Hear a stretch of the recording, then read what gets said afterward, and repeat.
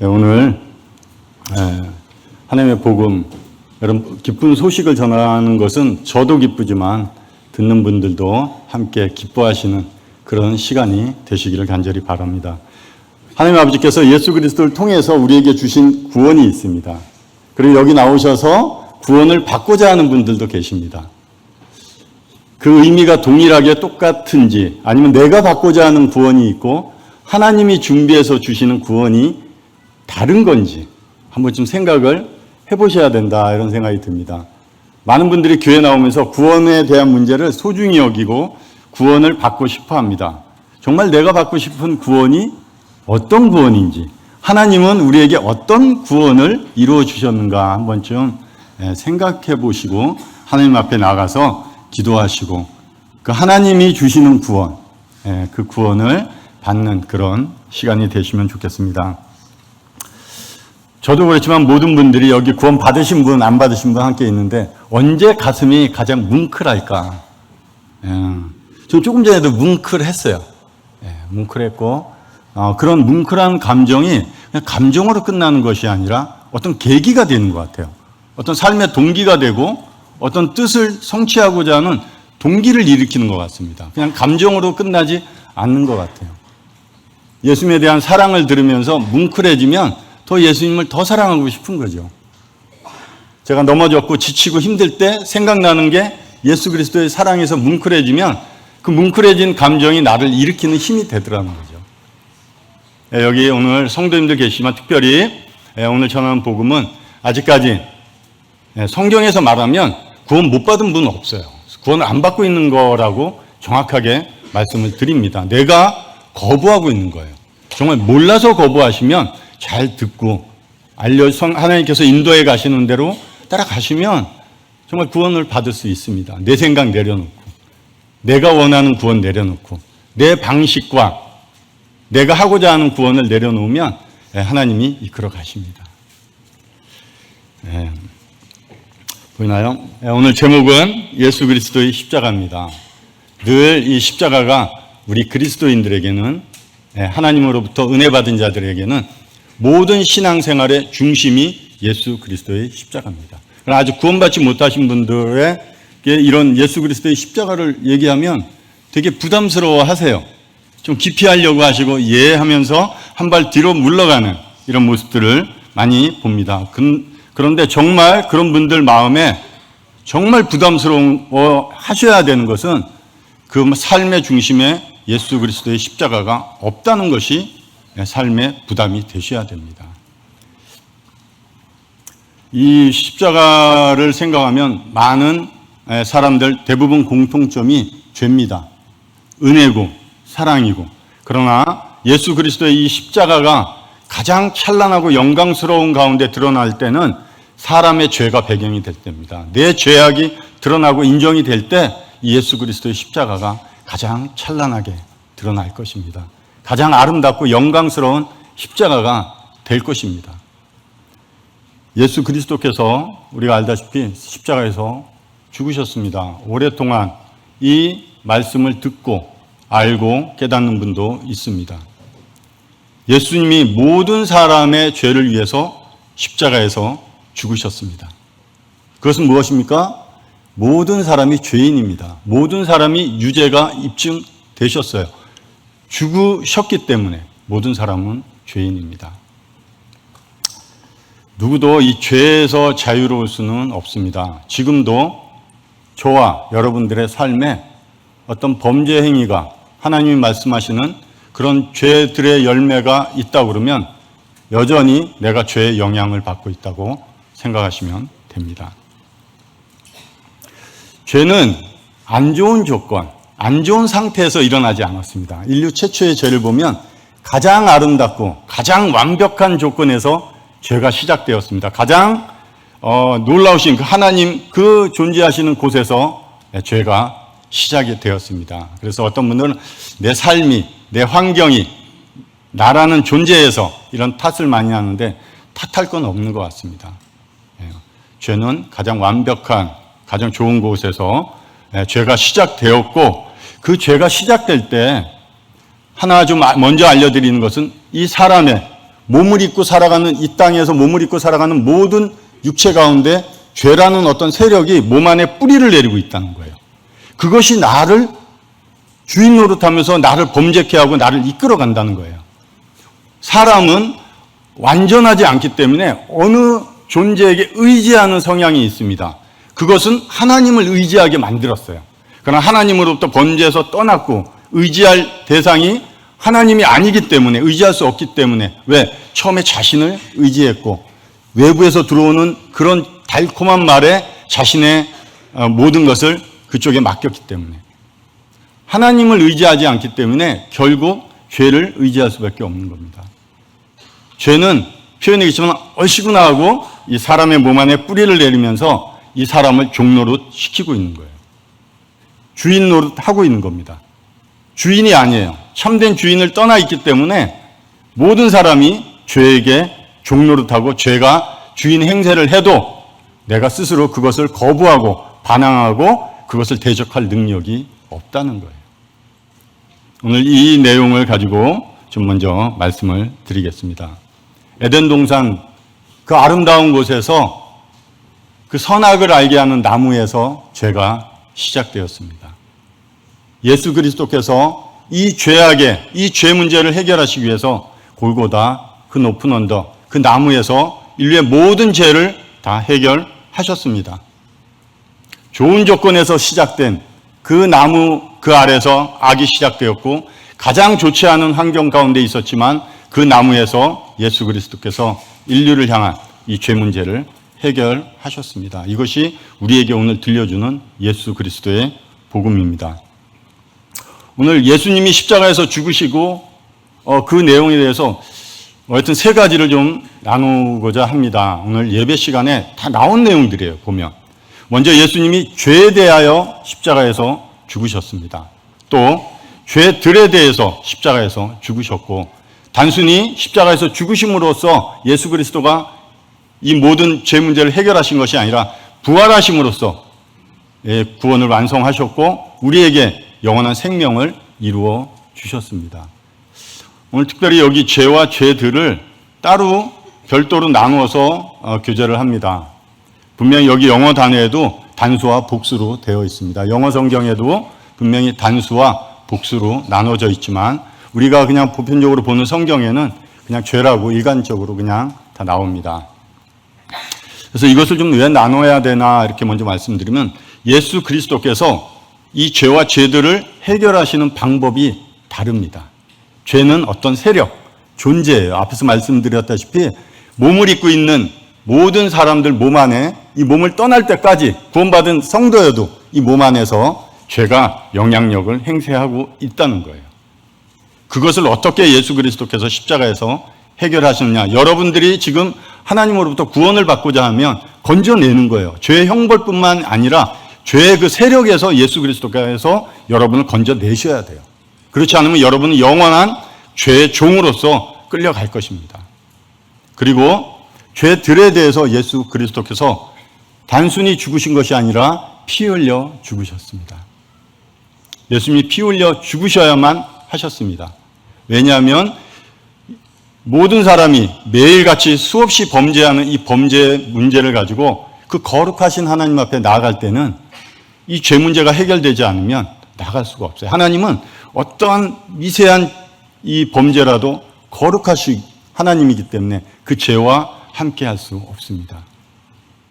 예수 그리스도께서 십자가에서 피 흘려 죽으셨기 때문에 내가 범죄한 그 문제를 하나님 앞에 나아가서 고백하게 될 때 그 거룩하신 하나님이 매일 수없이 범죄하는 나를 받아주실 용서의 근거가 되셨다는 거예요. 오늘도 죄를 지셨습니까? 내일도 짓겠죠.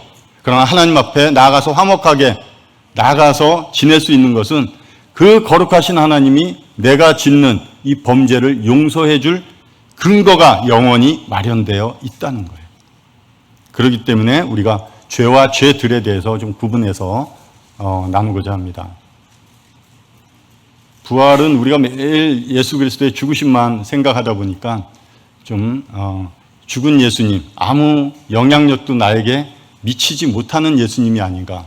그렇지 않고 부활하셔서 모든 것을 완성하신 하셨을 뿐만 아니라 부활의 생명으로 저희가 살아가는 자들입니다.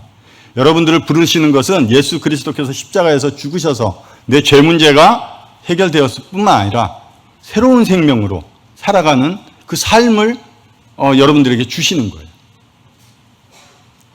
우리의 삶을 변화시키는 게 아닙니다. 우리는 변화될 수가 없어요. 부패하고 썩어서 어떠한 선한 것이 나올 수가 없대요. 우리를 좀 선한 착한 삶으로 변화시킬 것 같았으면 그 창조주 하나님이 이 땅에서 죽으실 필요가 없으셨죠. 율법을 주고 엄히 다스리면서 착하게 살게 변화시켜 가셨을 거예요. 그러나 그렇지 못하다는 거예요. 우리 존재는. 그렇기 때문에 예수 그리스도께서 우리 존재를 죽음에 내어주고 새로운 생명을 우리 안에 이루어 주셔서 그래서 그 새로운 생명의 삶을 살아가게 하시는 것이 우리를 향한 구원입니다. 오늘 한번 죄가 무엇인가 한번 또 생각을 해봤습니다. 죄는 앞에서 말씀드렸다시피 모든 육체를 갖고 살아가는 모든 존재들 안에, 사람들 안에 뿌리를 내리고 있는 어떤 세력이에요. 존재입니다. 아담으로부터 시작됐습니다. 그렇기 때문에 우리가 오늘 맺는 이런 죄에 대한 열매, 그것이 계속 나오는 거예요. 밖에 감나무가 있지만 가지를 무지하게 쳤습니다. 다 죽을 정도로 온 가지를 다 쳐버렸어요. 저 감나무 죽지 않겠나 할 정도로 안타까워 보였어요. 너무 앙상한 나무 통만 남은 것 같아서. 아무 열매가 열릴 것 같지 않았지만 또 시간이 지나니까 무성한 잎에 좋은 감이 주렁주렁 열리고 있습니다. 우리 매일의 삶에 열리는 이 죄들의 열매는 내가 죄를 지어서 행동해서 나온다기보다는 내 안에 그것을 매일 수없이 하나님 앞에서 이 열매들을 맺게 하는 어떤 존재, 나무와 같은 죄의 나무가 뿌리를 내리고 있다는 거예요. 그것을 인식하셔야 돼요, 먼저.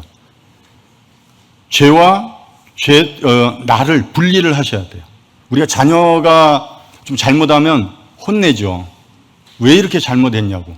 그런데 한 가지 조금 먼저 유념해야 할 거는 죄와 아이를 분리시키십시오. 죄라는 존재가 아이에게 그런 행동과 좋지 않은 삶을 유발시키는 거예요. 그걸 인식하고 분리시킬 때 그 아이에게도 그런 것을 잘 알려줄 때 이 아이가 그러면 나는 어쩔 수 없네? 죄만 지을 수밖에 없네? 이렇지 않습니다. 바뀝니다. 그런 세력으로부터 자신을 보호하려고 그래요. 그래서 오히려 선한 일, 착한 일을 하려고 바뀌어간다는 거예요. 뿐만 아니라 우리 자체도, 여러분 자체도 여러분이 범죄할 때 죄와 나를 분리하십시오. 핑계대라는 게 아니죠. 그럼 뭐 나는 어쩔 수 없네. 아이처럼 그런 핑계가 아니라 분명 한번 내가 넘어지고 쓰러지고 고통스러운 그 죄 가운데 있을 때 그 죄와 나를 분명히 분리하시면 좋겠습니다. 계속 범죄케 하는 것은 죄가 나를 자기의 종으로 계속 부리려고 그래요.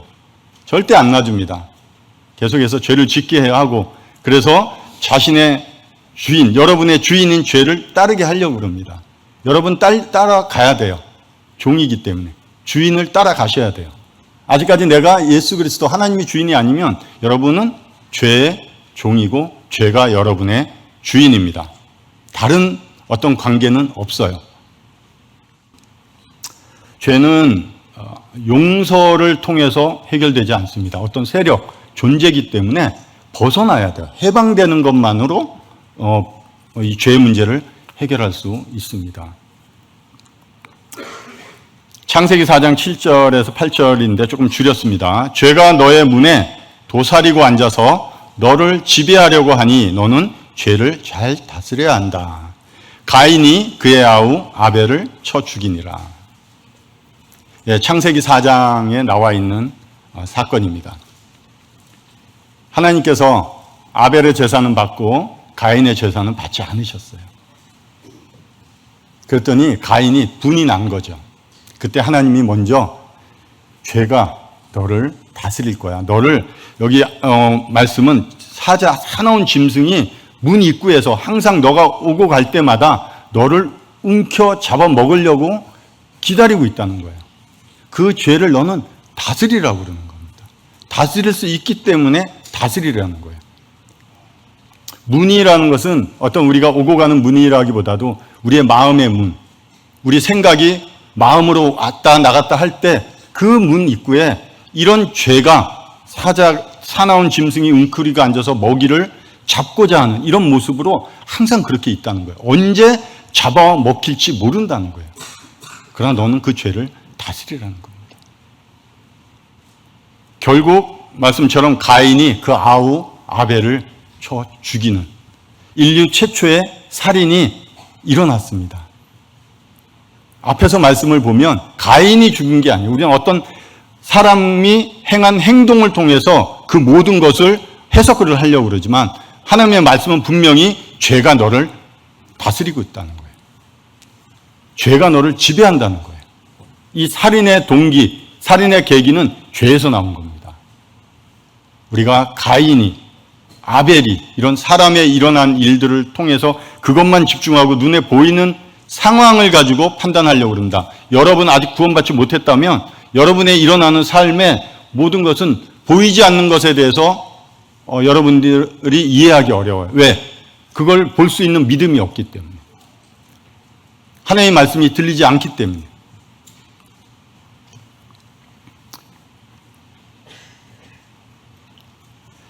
대상만 가인과 아벨이었지 지금도 동일하게 여러분 마음에 이 죄가 다 지배하고 있습니다. 여전히 웅크리고 있어요. 구약의 사건인데 이런 살인 사건, 이런 살인, 이것이 하나님께서는 사람과 죄를 분명히 분리하셨습니다. 여러분도 내가 범죄할 때 죄와 나를 분리해서 한번 생각을 해보시기 바랍니다. 신약에 또 하나 사건을 말씀드릴게요. 요한복음 13장 2절에 마귀가 벌써 시몬의 아들 가롯 유다의 마음에 예수를 팔려는 생각을 넣었더라. 생각이 마음에 들어오면 행동으로 옮깁니다. 가롯 사람 유다는 예수 그리스도 옆에서 다른 제자들과 항상 함께 다녔지만 이거 이제 13장은 예수님이 십자가를 앞에 두고 있는 상황이에요. 3년 반 동안 제자들과 함께 다녔던 이 유다입니다. 그러나 자신의 마음의 중심에 필요한 것은 돈이었어요. 그렇게 옆에서 같이 다녔던 예수 그리스도가 자신에게 필요한 게 아니었습니다. 예수 그리스도를 통해서 자신의 필요한 것들을 채우고자 했어요. 이게 죄죠. 교회 나오는 분들도 왜 교회 나옵니까?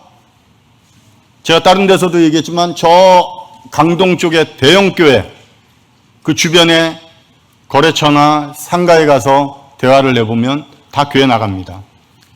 그 가게 안에 이런 하나님 말씀에 이런 문구들이 있습니다. 왜 교회 나가십니까? 이 지역에서는 그 교회 안 나가면 먹고 살 수가 없대요. 그게 교회 나가는 목적이에요. 가롯 유다가 먹고 살기 위한 거예요. 자신이 필요한 것은 돈입니다. 결국 돈을 취했지만 그가 만족했냐는 거예요. 그 인생에. 여러분이 필요한 거, 교회 나와서 구원받고 싶어 하시는 이유가 뭐냐는 거예요. 하나님 앞에서 솔직하게 기도 한번 해보시기를 바랍니다. 시편 145편 18절인가요? 8절인가 18절인가 보면 진실되게 간구하는 자, 나에게 나와서 진실되게 기도하는 자에게 내가 가까이 하시겠대요. 자신의 필요를 결국 채웠지만 그의 인생에 만족이 없었습니다. 결국 그의 결과는 자살이었어요. 우리 초등학교 6학년 학생과 아침에 교제를 하면서 이 얘기를 그러면 어떻게 해야 될까요? 그럼 하나님 앞에 예수님께 가서 용서를 구하고 그런 회개하면 되지 않겠습니까? 됩니다. 예, 맞아요. 근데 안 했어요. 왜? 그 책임을 자기가 지기 때문에. 하나님을 모르면 다 그래요. 내 인생에 일어난 일 누구 때문에? 나 때문에. 누가 책임져야 돼요? 내가 책임져야 돼요. 예, 그런 것이 죄가 여러분들을 이끌어가는 삶의 모습이라는 겁니다. 이런 무서운 일이 이 가롯 유다에게만 일어난 것이 아니고 지금 시대에도 많은 사람들이 하나님을 모르기 때문에 일어나고 있는 일들입니다. 비일비재하잖아요. 엄청 많이 일어나잖아요. 내 삶에 이런 악한 일들을 계속해서 일으키고, 그리고 이런 일들을 통해서 여전히 너는 내 종이야 하고 가스라이팅? 그런 거 예, 계속 심어줍니다. 그냥 듣는 얘기만 아니라 실제적으로 너 봐봐, 오늘 했을 때 나의 모습이, 내 생각이 어땠냐는 거죠. 내 생각이 있을 수 있어요. 그게 마음으로 들어가지 않아야 됩니다. 마음에 들어가는 입구에 이런 사나운 짐승이 도사리고 있습니다. 덥석 물려서 끌려가게 됩니다. 예수 그리스도께서 이런 존재, 이런 존재의 세력, 권세로부터 우리를 구원하시려고 십자가에서 죽으셨습니다. 로마서 7장 20절에 만일 내가 원하지 아니하는 그것을 하면 이를 행하는 자는 내가 아니요 내 속에 거하는 죄니라. 내 속에 거한다는 거예요. 이 거한다는 단어는 성령이 너희 안에 거하시지 아니하냐 동일한 단어입니다. 어떤 존재, 세력이 내 안에 거할 때 사용되어지는 단어입니다. 어떤 이론이 아니에요. 정말 악한, 내 눈에 보이지 않지만 악한 세력이 내 안에서 나를 주인 노릇하고 여전히 범죄하게 하고 있다는 것입니다. 내가 죄를 안 지으려고, 그렇지, 저번에 이랬으니까 이건 하지 말아야지, 정말 이렇게는 하지 말아야지, 지금 몇 번째인가 하면서 고민하는 그 죄들 해결되든가요? 내가 그 죄를 싸워서 이길 수 있던가요? 내가 통제할 수 있던가요? 안 되더라는 거예요. 지금 저도 안 되더라는 거예요. 그런데 하물며 여러분들이 되겠습니까? 대적할 힘도 없고 신분도 없고 능력도 없는데 그냥 끌려가는 대로 합리화시키면서 누구도 저 정도 죄는 짓지 않아, 괜찮지, 내가 법적으로만, 세상의 법에서만 문제 없으면 되지 하고 사단은 여전히 귓속말을 합니다. 너에게 듣기 좋은 얘기를. 이스라엘 백성이 430년을 이집트에서 종노릇했어요. 그리고 그 종노릇에서 하면서 비통한 자신들의 삶을 알고 하나님께 부르짖었다 이렇게 되어 있습니다. 그때 하나님이 그들을 그 놀라우신 능력으로 애굽에서 출애굽시켰습니다. 그리고 하나님이 마련하신 그 적과 꿀이 흐르는 그 아름다운 땅으로 이끌어 가셨습니다. 하나님이 준비하신 그곳으로 데려가기 위해서 먼저 여러분들을 죄의 세력에서, 죄의 종에서 이끌어 내셔야만 돼요. 분리시켜야 됩니다. 여러분들이 스스로 나올 수 없기 때문에, 알지만 나올 수 없기 때문에. 그래서 예수 그리스도께서 죽으셨다는 거예요. 다른 방법이 없습니다. 예수님과 연합되는 방법뿐이 없어요. 그래서 예수 그리스도께서 여러분들을 죄의 그 비참한 종 아래서 사는 그 현실을 벗어나게 하고 해방시켜주고 다른 신분을 주시기 위해서 하실 수 있는 것은 십자가에서의 죽음입니다. 죄는 용서를 통해서 되는 것이 아닙니다. 벗어나고 해방되어야 됩니다. 죄가 어떻던가요? 하나님으로부터 이스라엘 백성이 출애굽해서 나올 때 잘 가라 하고 손 흔들어 주던가요? 홍해까지 끝까지 쫓아오는 것이 죄입니다. 아주 비참해요. 여러분들 안에 있는 걸 현실적으로 그냥 우리가 죄에 들어서 그렇지만 그 존재 세력은 굉장히 악합니다. 굉장히 악하고 여러분들을 안 놓아주려고 끝까지 발버둥 칠 겁니다. 그러나 예수 그리스도의 그 능력, 은혜는 감당할 수 없다는 거예요. 다만 내가, 성경에는 그렇지 않지만 그 죄에 끌려서 돌아가면 그것은 끌려서 돌아가는 게 아니에요. 내가 선택하는 겁니다. 내가.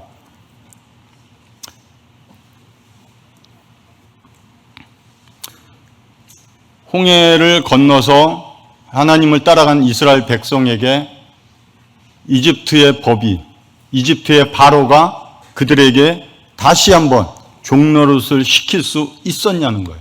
없었습니다. 다시 그들을 통치할 수 없었습니다. 그 세력은 끝난 거예요. 벗어난 겁니다. 왜? 하나님의 법이 더 강하기 때문에. 그렇다고 애굽이 없어졌나요? 이집트가? 아닙니다. 여전히 옆에서 위협과 고통을 주고 있다는 겁니다. 이스라엘 백성은 자신들을 통치하는 자, 통치권자가 바뀌었고 자기들이 거주하는 장소가 바뀌었고, 그리고 자기들이 를 다스리는 법이 바뀌었습니다. 그리고 삶의 방향이 바뀌었어요.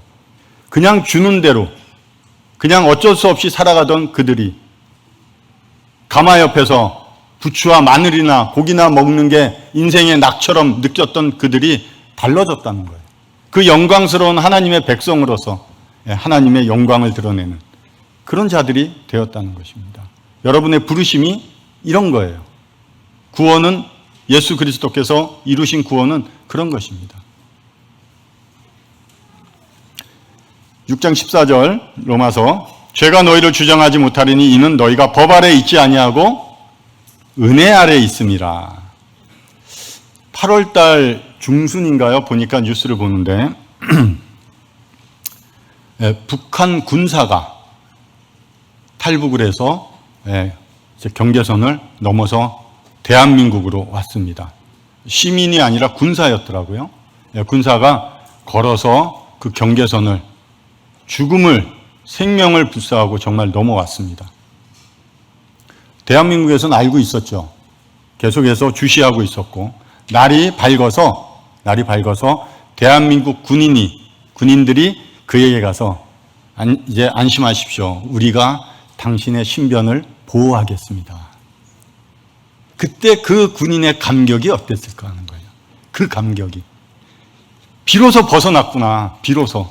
목숨 걸고 정말 죽을 수도 있는 쥐레도 묻혀 있고 오면서 여러 군병들의 초소를 지나오면서도 그렇게 살고자 해서 왔던 그곳에 껌껌해서 군사 분계선을 이미 넘어왔음에도 불구하고 모르니까 여전히 두려움 가운데 왔을 때 비로소 날이 밝았고 대한민국 군인이 그 사람의 신변을 보호할 때 이 사람은 안심이 되었던 겁니다.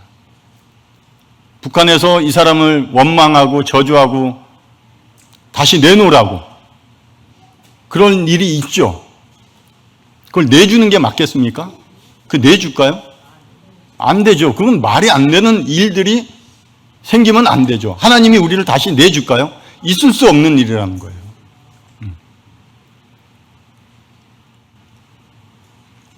가고 싶어도 갈 수가 없고요. 이 탈북한 군인은 그냥 됐어 하고 이제 지금 잠시 후면 이제 대한민국 국민이 될 겁니다. 주민등록증이 나오겠죠. 이제 탈북해서 대한민국 군인이 됐으니까 죄를 안 짓겠나요? 여전히 여하튼 어떤 삶에서든 또 죄들을 지을 수 있습니다. 그러면 그가 너는 북한에서 왔으니까 하고 북한으로 다시 송환되거나 북한의 법이, 북한 사람들이 이 사람을 정죄할 수 있냐는 거예요. 없습니다. 이 사람은 대한민국 사람이기 때문에 이제 죄를 짓더라도 범죄하더라도 대한민국 법 아래서 대한민국의 통치권 아래서 그 죄 문제를 해결하면 됩니다. 구원받은 얼마 안 되신 분도 여전히 옛날의 습관, 버릇, 행위 이런 걸 통해서 당연하다고 생각 안 하시겠죠?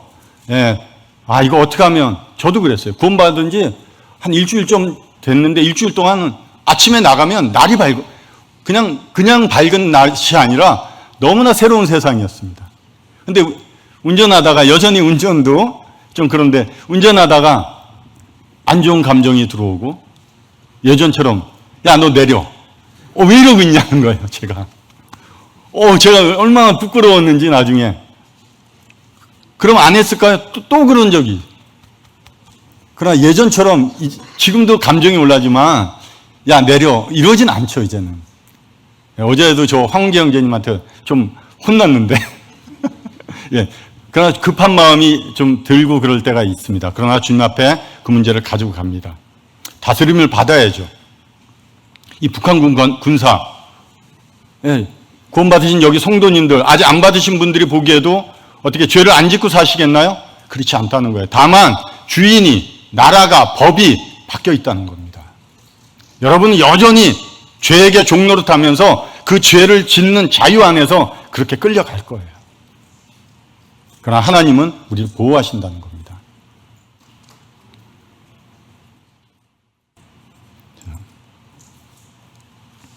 다시는 죄가 나를 자기의 법 아래서 정죄할 수 없다는 것을 인식하시고 하나님의 그 은혜 십자가 아래 나오시면 좋겠습니다. 내가 그리스도와 함께 십자가에 못 박혔나니 그런즉 이제는 내가 사는 것이 아니요 오직 내 안에 그리스도께서 사시는 것이라. 이제 내가 육체 가운데 사는 것은 나를 사랑하사 나를 위하여 자기 자신을 버리신 하나님의 아들을 믿는 믿음 안에서 사는 것이다. 우리의 믿음의 시작이 어디 있는가? 여기 말씀처럼 내가 십자가에 함께 못 박힌 그 십자가에서부터 우리의 신앙의 출발이 시작됩니다. 예수님이 내 죄 때문에 죽으셨죠? 그리고 우리 학생들도 다 고백합니다. 그 십자가에 가서, 그 아래 가서 그 십자가에서 누가 죽었는지 한번 보라고. 예수님이 내 죄 때문에 죽으셨다고. 그 말씀을 교제하면서 너도 함께 죽었다고. 당신도 십자가에서 함께 죄에 대해서 죽었기 때문에 죄가 다시는 당신을 주장할 수 없다고. 하나님이 그렇게 여겨주실 뿐만 아니라 실제적으로 죽은 것으로 말씀하시는 거예요. 내가 죽었나요? 죽은 체험이 있나요? 많은 사람들이 어떤 경험을, 체험을, 느낌을 강조하려고 그러는데 그렇지 않습니다. 믿음은 하나님의 약속에 대한 우리의 반응입니다. 그렇게 십자가에서 우리가 예수님과 함께 죽은 것이 우리 신앙의 출발이고 여러분을 그곳으로 먼저 부르시는 겁니다. 다른 어떤 것, 내가 원하는 무엇보다 예수 그리스도의 십자가에 내가 함께 죽은 자로 이곳에서부터 함께 가자고 예수님이 부르시는 거예요. 그럴 때 어떻습니까? 여기 좀 녹색 글씨 해놨는데 내 안에 그리스도께서 사신다는 거예요. 우리의 삶은 그냥 단순히 내가 이제 죄에 대해서 죽었어 하고 이제 죽고 나는 훗날 이제 죄가 없으니까 천국 갈 거라는 그런 구원, 틀린 거 아닙니다. 그런 결과만 가지고 사는 것이 아니라 이제 내 안에 그리스도께서 사시는 삶으로의 부르심입니다. 단순히 여러분이 죄에 대해서 죽은 자로 부르시는 것이 아니라 함께 죽었으면 부활하신 예수 그리스도와 함께 부활의 생명으로 이 땅 가운데서 생명이 생명을 낳고 죽음으로 끝나는 것이 아니라 생명으로 살아내는 이런 삶으로의 부르심이라는 거예요. 이론이나 원리를 넘어서 내가 훗날 갈 천국을 넘어서 지금 예수 그리스도와 함께 십자가에서 죽은 분은 지금부터 예수님과 함께 사는 이 땅의 삶이 되는 거예요. 옛사람, 여기 말씀처럼 옛사람은 십자가 그 밑에 깊숙이 파 묻어버리라는 거예요. 아무 가치가 없기 때문에. 그럴 때 내 안에 예수 그리스도께서 사는 삶이 된다는 거예요. 우리는 그걸 인식하고 예수님 제발 저 좀 그런 마음으로 주님 앞에 기도하게 해달라고 그렇게 부르짖는 분들이 되셔야 돼요.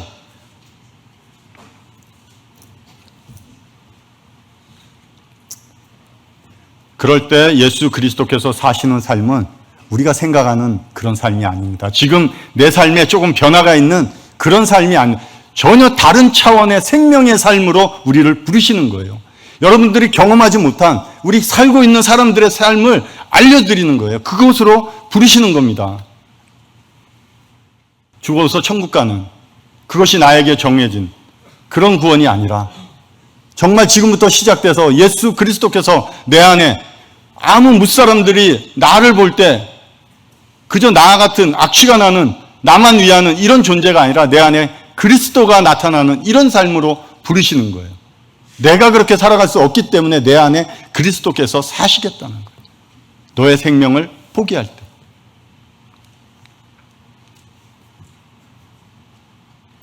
내가 그리스도와 함께 십자가에서 죽었다는 사실이 없으면 여전히 나는 내가 사는 거예요.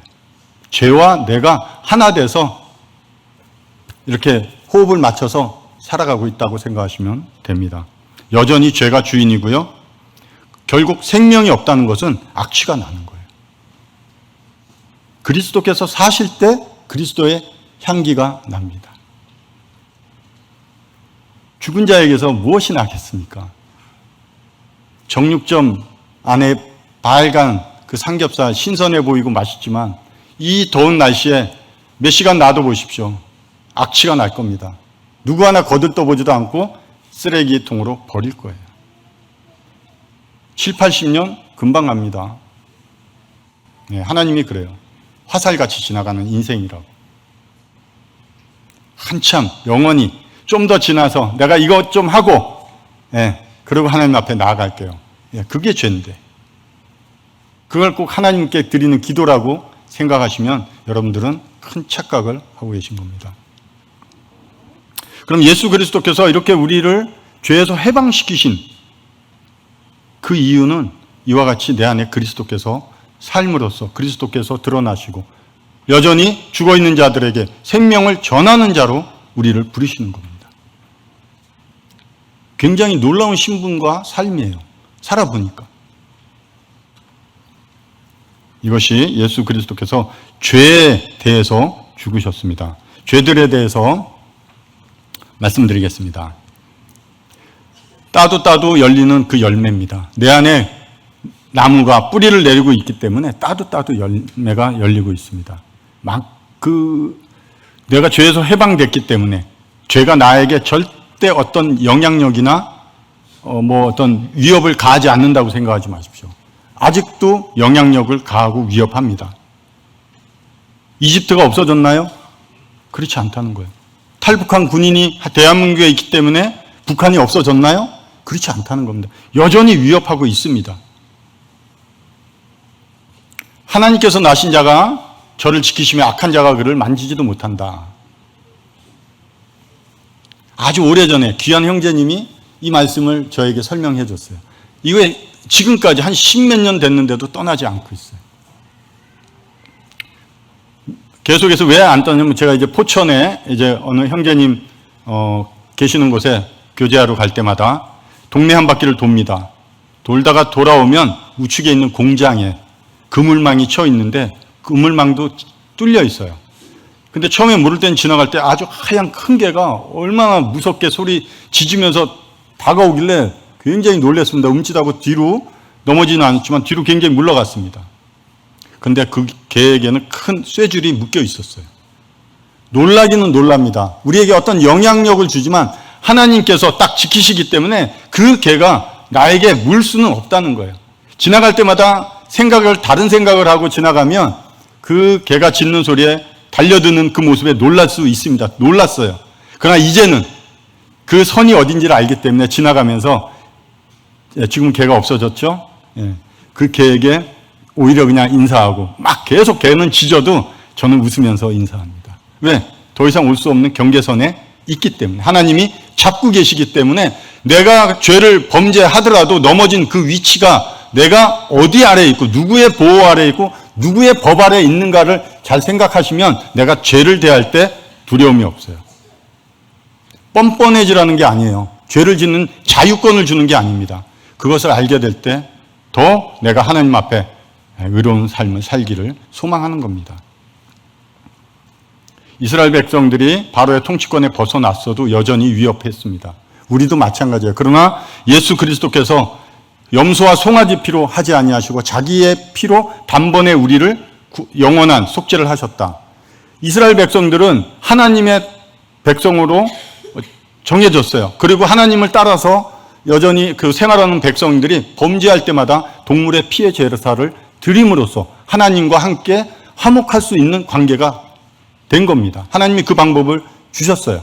그러나 매 할 때마다 동물의 피의 제사를 드려야만 됐습니다. 그러나 이제 우리에게는 어떻습니까? 예수 그리스도께서 단번에 영원한 속죄를 이루어 주셨다는 거예요. 여러분들이 할 일이 아니라는 겁니다. 내가 오늘도 짐승을 가지고 나가야 될 그런 존재가 아니라는 거예요. 제가 범죄합니다. 알고 있어요. 그렇기 때문에 저는 예수 그리스도의 이름으로 그분을 의지해서 하나님께 나아갑니다. 다른 말씀 좀 보겠습니다. 마태복음 26장 27절 28절인데 한 번만 좀 같이 읽겠습니다. 시작.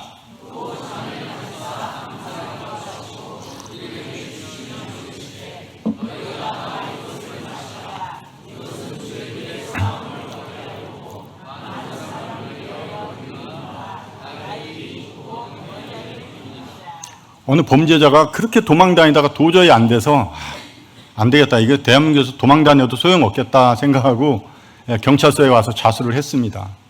이런 죄를 졌고요. 제가 정말 반성하고 있고요. 여러분들이 모르는 이런 죄까지 제가 졌습니다 하고 다 진술서를 썼습니다. 어떻게 용서를 해줘야 될까요? 형벌을 받아야 될까요? 네, 형벌 받아야 됩니다. 죄는 죄고. 예수님께서 거룩하신 그 하나님 앞에 우리가 나아갈 수 있는 계기가 있어야 돼요. 내가 오늘도 범죄하는 내가 그 거룩하신 하나님 앞에 이 수많은 범죄를 행한 내가 나아갈 때는 그 하나님이 나를 용서해 줄 근거가 있기 때문에 나를 받으시는 거예요. 얼마 전에 구원받으신 분들, 지금 구원받으신 분들, 저희가 이렇게 범죄하면서도 하나님 앞에 나아갈 수 있는 것은 우리의 모든 죄값을 담당하신 그 예수 그리스도의 피가 있기 때문에 그 거룩하신 하나님 앞에 나아갈 때 하나님께서 나를 보시면서 예수 그리스도의 피를 보시는 거예요. 용서할 근거가 있다는 거예요. 어제도, 오늘도, 내일도.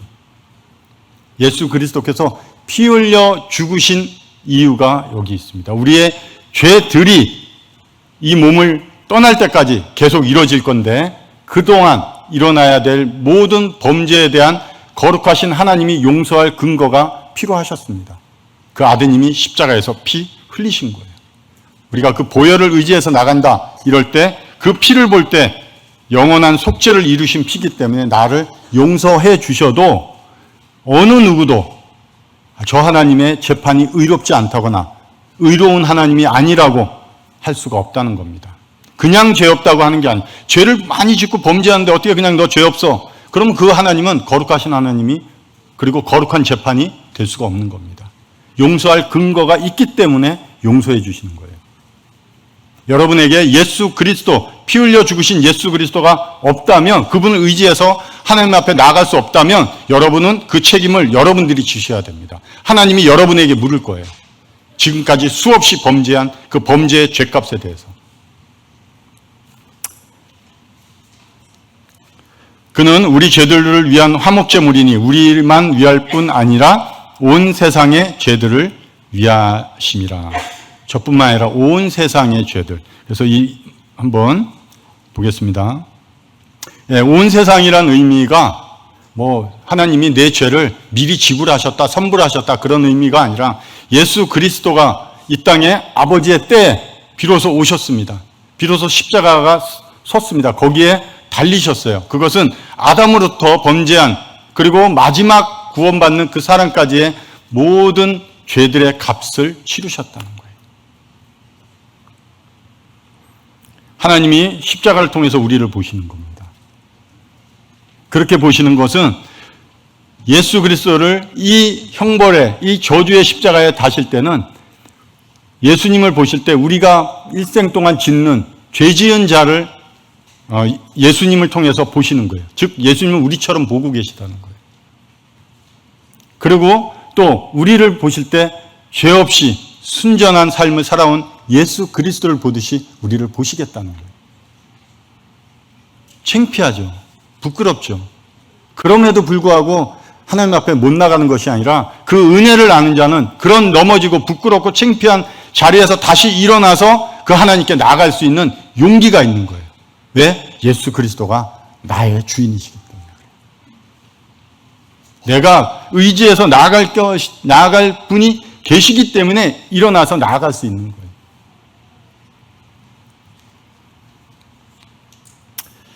만일 요한일서 1장 8, 9절 만일 우리가 죄가 없다고 말하면 스스로 속이고 또 진리가 우리 속에 있지 아니할 것이요 만일 우리가 우리 죄들을 자백하면 그는 미쁘시고 의로우사 우리 죄들을 사하시며 우리를 모든 불의에서 깨끗하게 하실 것이요. 우리가 그냥 쓰는 성경에는 죄라고만 돼 있을 겁니다. 분명히 죄와 죄들이 구분이 되어 있습니다. 우리 안에 죄가 있다는 걸 인정하라는 거예요. 이거 안 좋은 이런 교리를 가지고 있는 사람들에게 요한이 쓴 편지입니다. 야, 영원히 구원을 받았으면 됐지. 몸이 뭔 필요가 있냐? 이거 어쩔 수 없지 않냐? 죄를 짓는데. 그럼 버려버리고, 그 죄 짓게 놔둬. 그냥 어쩔 수 없어. 죄 지어. 너 영혼만 구원받으면 된 거야. 그렇지 않습니다. 이 몸이 우리 영혼에 영향을 줍니다. 영적인 것에 영향을 줍니다. 우리 영적인 생명도 이 몸에 영향을 주고 상호 관계가 있어요. 이것을 분리할 수 없습니다. 그런데 그런 자들에게 썼어요. 너 안에 죄가 없다 그러면 넌 거짓말하는 자야. 우리가 인정하라는 거예요. 내 안에 죄가 있고 여전히 너가 범죄하지만 그분이 믿을만 하신 약속을 하셨다는 거예요. 그 죄를 가지고 앞에 나와서 그 죄를 고백할 때 너를 위해 죽은 그 예수 그리스도의 보혈을 통해서 너의 그 모든 죄를 내가 용서하겠다는 거예요. 그리고 깨끗하게 하실 정도로. 그냥 용서를 하겠다는 걸 넘어서 깨끗하게 하시겠대요. 오늘 깨끗해진 거예요. 여러분이 그때마다 나가시면 깨끗하게 되는 겁니다. 이것이 깨끗하게 돼야 되는 이유는 우리가 그 거룩하신 하나님과 계속해서 동행하며 화목하게 지낼 수 있는 그것 때문에 그런 거예요. 우리가 깨끗하지 않으면 그 하나님 앞에 다시 말씀드리지만 나아갈 수가 없습니다. 하나님의 본성이 그래요. 거룩하시기 때문에. 그래서 우리가 이런 회개하는 이런 심령으로 내 죄들을 하나님 앞에 아뢰고 내 안에 이런 범죄할 수밖에 없는 이런 존재가 있습니다. 핑계가는 아니지만 그래서 하나님 앞에 이런 죄들을 가지고 나옵니다. 용서해 주십시오. 용서를 다 했는데 왜 용서받을까? 이렇게 얘기해요. 그렇지 않습니다. 용서해 달라고 하셔야 돼요. 그럴 때 하나님께서 이런 고백하는 죄들에 대해서 하나님께서 깨끗하게 해 주신다는 거예요. 어느 분이 그런 얘기하죠. 우리 구원받았으니까 의로운 자야. 여기서 나오는 것도 그래요. 이제 우리는 의로운 자. 의로운 자가 어디 있겠습니까? 여전히 범죄하는데. 의로운 자는 없습니다. 너 의로워 안 의로워? 의로워졌어 안 의로워졌어? 의로운 자가 어디 있습니까? 의롭다고 여겨주시는 게 하나님의 은혜지. 예수 그리스도를 의지해서 나가니까. 내가 의로운 자면 예수 그리스도를 빼고도 나가셔야 돼요. 범죄 안 하시고. 그럼 내가 의로운 자가 됩니다. 그러나 의로운 자는 없다는 거예요. 요한일서에서 얘기해 주는 게 그런 거예요. 우리는 늘 우리 안에 역시 영향력을 주고 있는 이런 존재가 있다는 걸 인정하고 그 하나님 앞에 내가 일어난 매일의 삶을 고백하면서 그 하나님과 화목하게 지내라는 거예요.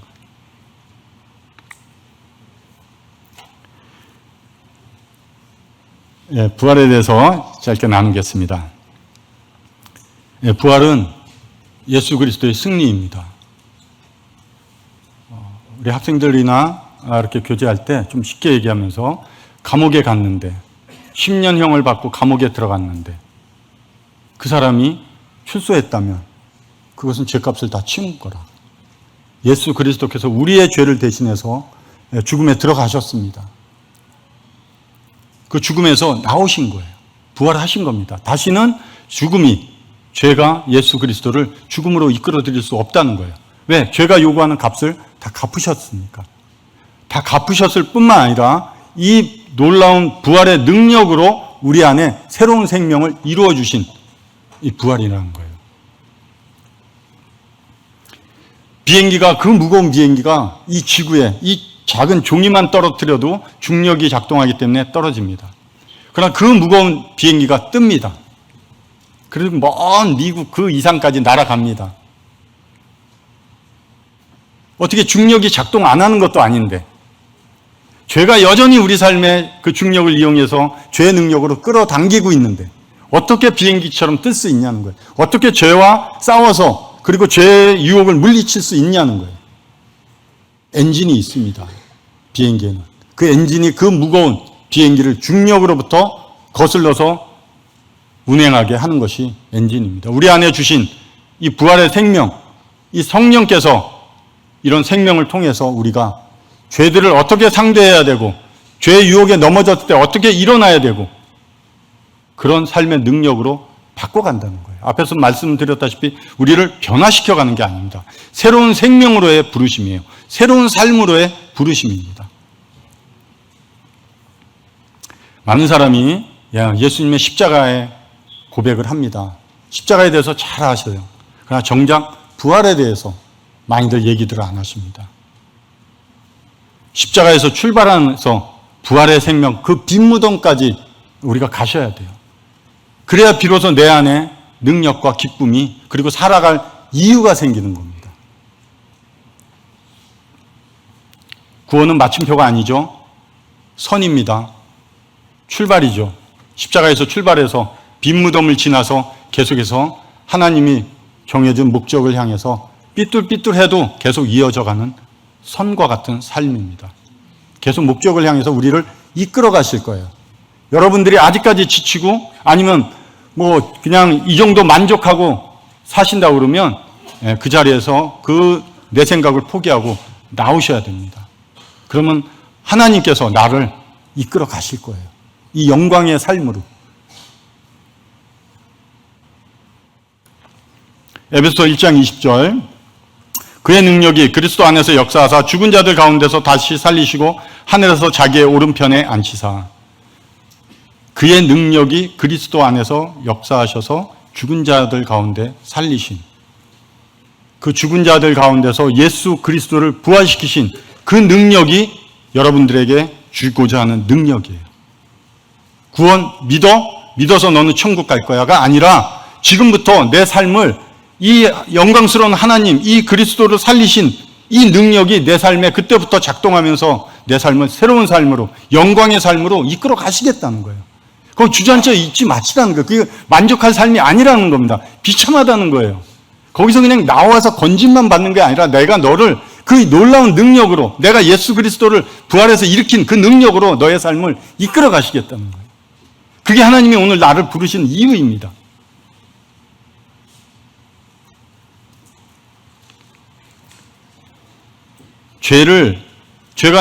내가 넘어질 때 죄는 분명히 얘기할 거예요. 봐, 너 그 정도잖아.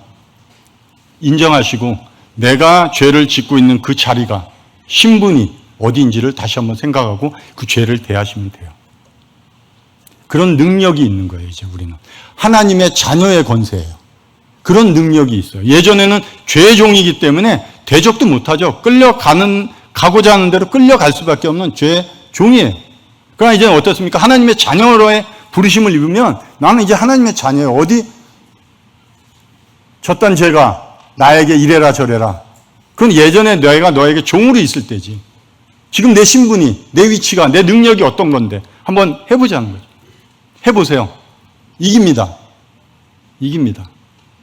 그런 능력의 이런 삶을 살아가는 게 우리 성도들의 삶입니다. 여기 계신 많은 성도님들 계시죠. 십자가 아래서 매일 죽은 예수님만 바라보는 게 아닌 것입니다.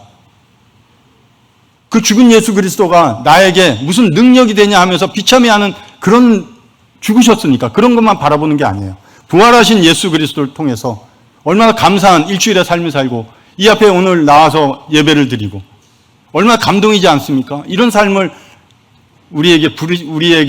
여러분들에게 주고자 하는 거예요. 마지막 말씀 읽고 끝내겠습니다.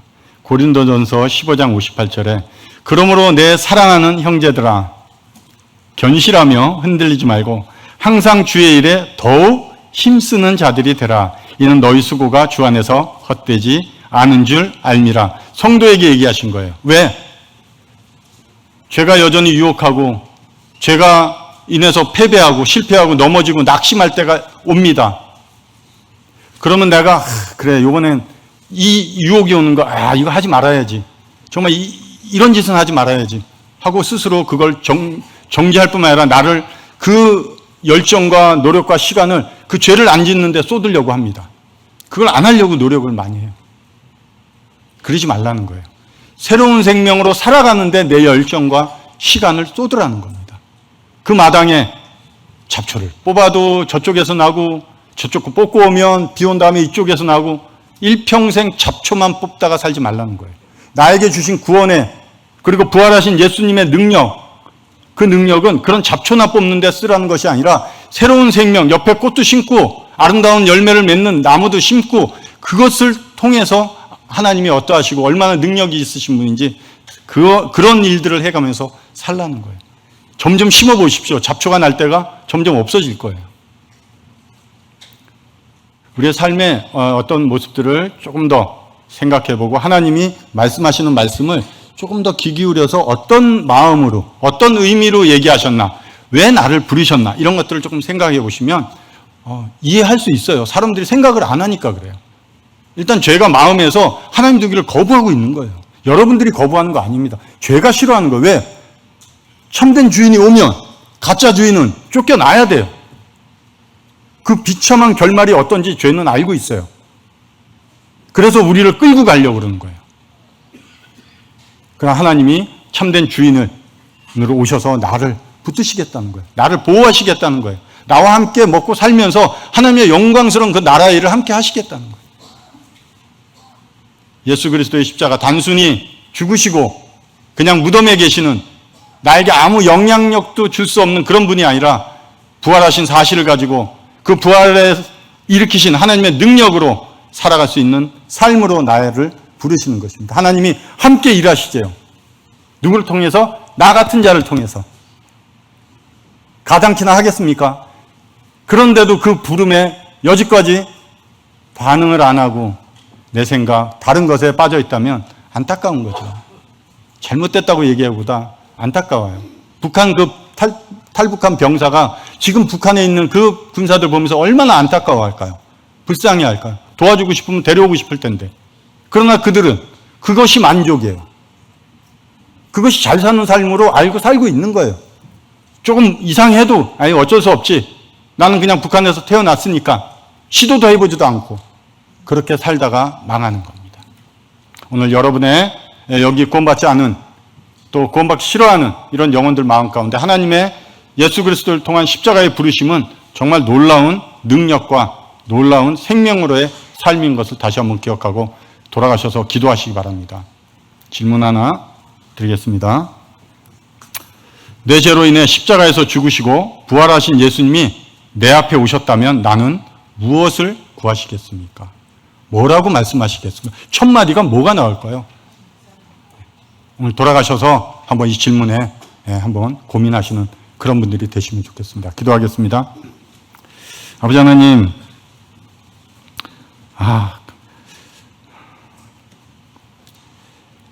감사합니다. 계속해서 참 이런 저희들임에도 불구하고 그 은혜의 복음을 주시고 아드님을 통해서 아버지의 사랑을 확증해 주셔서 감사를 드립니다. 모든 분들이 이 영광스러운 하나님의 십자가 아래서 함께 찬양하고 함께 즐거워하는 이런 복된 삶이 되게 도와주시옵기를 원합니다.